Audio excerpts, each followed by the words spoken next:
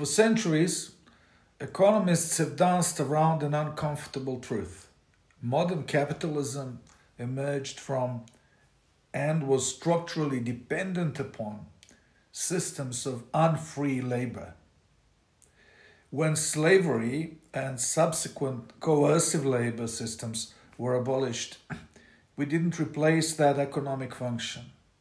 We simply redistributed it through wage labor, often exploiting the global south through structural inequality. So the global south is now a wage substitute of what used to be unfree labor. But something fundamental was still missing, even with that substitution.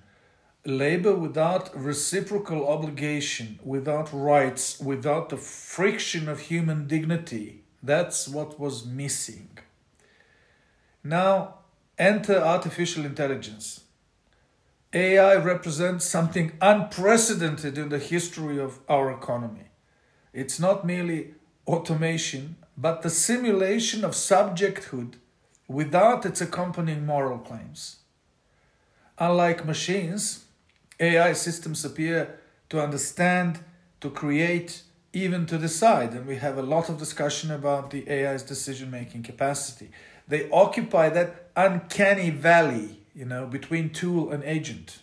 We're not sure whether they're just a tool or agent. Yet, legally, economically, and ethically, we treat them as pure instruments. And this is the economic dream that slavery promised but could never ethically deliver. Intelligent, adaptive labor that can be owned absolutely, exploited without limit, and discarded without consequence. This is what AI is. AI doesn't need rest, rights, or recognition. It doesn't organize, resist, or demand. It performs cognitive labor, once the exclusive domain of educated workers, at scales and speeds that collapse entire professional categories. The irony here is profound. We have achieved, through silicon, what we rightly abolished in flesh. We have created entities with a semblance of subjecthood, enough to be useful and not enough to matter morally. The question here isn't whether AI fills the economic gap left by abolished slavery. It manifestly does. The question is, what happens when we build our entire economic future on this new form of unfree labor?